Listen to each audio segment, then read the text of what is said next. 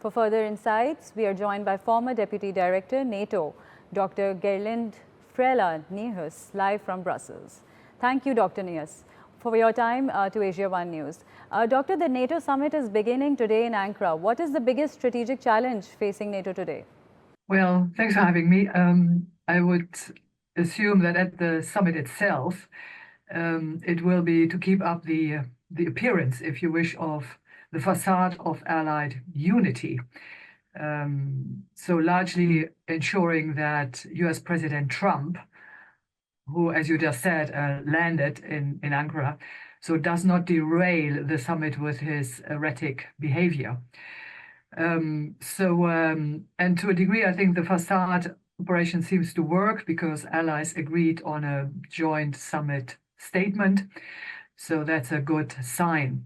But if you look behind the facade, clearly, I mean, the US drifting away, the Allied unity is really crumbling, yeah? And what is worse, the very essence of the alliance, namely the trust of allies in each other, has eroded.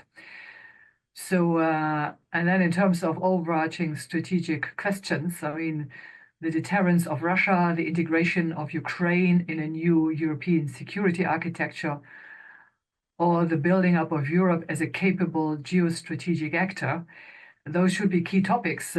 But in fact, the summit has a lower level of ambition. I mean, in order to not irritate Donald Trump, the focus is on implementation of already agreed commitments, largely in the realm of defense spending and defense production. All right, in your opinion, how united is NATO on today's major security challenges? And do you think NATO's strategic focus shifted in recent months? Well, I think with Donald Trump seeking strategic alignment with Vladimir Putin, while putting Ukraine as the country attacked by Russia under pressure, and then also coercing fellow allies. You may remember the crisis around Greece is over. I mean, there's little strategic alignment between the US and the other 31 allies. Yeah. So in fact, a lot of effort since Donald Trump started his second term beginning in 25 has been put on to avoiding or to keeping the US in or avoiding a messy US departure from NATO, and instead work towards a more European NATO by moving from burden sharing to burden shifting, as the term is now coined. And in fact, I mean, I think it's fair to say that Europeans have made some progress in that direction of burden shifting, but there's still a lot of work to be done to make Europe a capable geostrategic actor. And apart from that, I mean, it's positive that NATO maintains its strategic focus on deterring Russia and supporting Ukraine. Now, this summit comes shortly after US-Iran deal. So how do you think that Iran conflict is influencing alliance dynamics? Well, this is another topic where NATO allies are divided. You may recall that Trump has repeatedly criticized allies for not coming to his aid in this war against Iran. I mean, he called them paper tigers. On other occasions, he lashed out against allies because they did not give him free hand in using the US bases, or at least what he thought he needed as free hand in using US bases in Europe, although European allies were never consulted in the first place. And also, I mean, US Defense Secretary Hexet recently berated allies for their what he called shameful response to the war to the US war in Iraq, linking this to a further review of the US force posture in Europe, and so all this indicates that tensions on this topic remain high. And then, I mean, although this is not planned by the NATO summit choreography, this could well be a topic to overshadow the summit in case Trump brings it up again. And with his unpredictable behavior, I mean, this is nothing which can be excluded. Also, Doctor, how is NATO balancing support for Ukraine with wider regional crisis, and what message is NATO trying to send to Russia?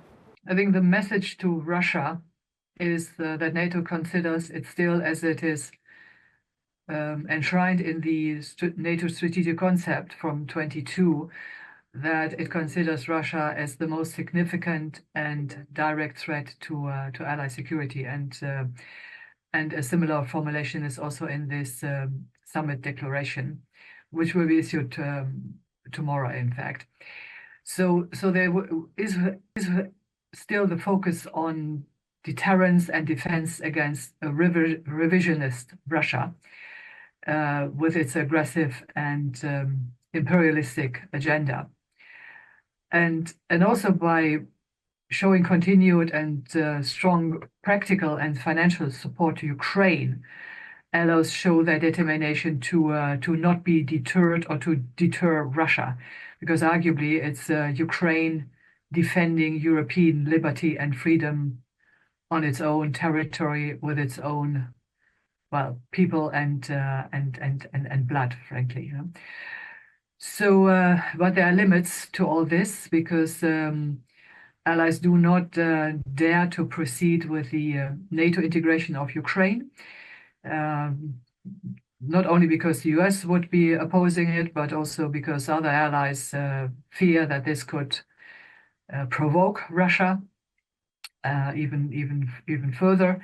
And then also, I mean, Russia's shadow war against Europeans and Canadians shows that our deterrence has holes, because we see disinformation, we see sabotage, we see arson, we see even killings in our countries, which are linked to Russia or Russian agents. So arguably, we need to get better in protecting ourselves against this hybrid war Russia is waging against us in Europe on a day-to-day basis, in addition to the open war it is waging against Ukraine. Lastly, Dr. Niehus, are allies aligned on defense spending and burdens sharing? Well, on the burden sharing, I would say on a principle level, yes, there is broad consensus that this is a paradigm shift, actually moving from burden sharing to burden shifting. So I think there is agreement in principle on that. But when you then look into the hard realities of defense spending, the picture is much more mixed. Yes, in the summit in 25, they all agreed in the summit declaration to a new defense spending pledge of 5%, 3.5 of that for core defense issues, and another 1.5 to related security matters.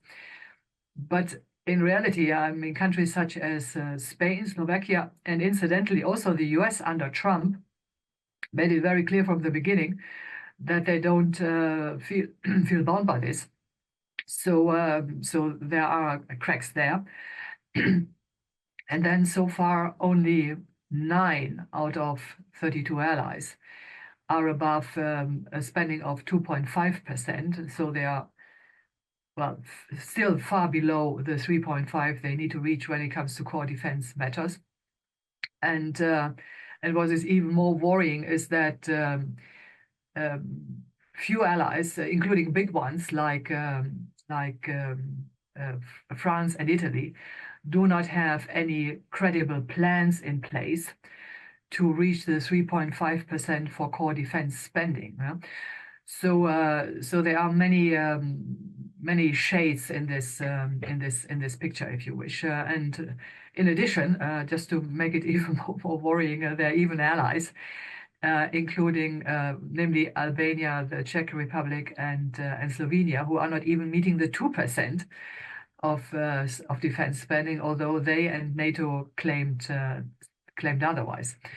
So yeah, a very mixed picture. And then when it comes to the transatlantic defense industrial-based defense production, clearly there's a gulf between countries such as France, European countries who are firmly committed to building up a European defense industry, while the US is largely interested in ensuring a continued access to the growing European market and ensuring that Europeans continue to purchase US weapons at big scales. Thank you so much, Dr. Niehus, for joining us.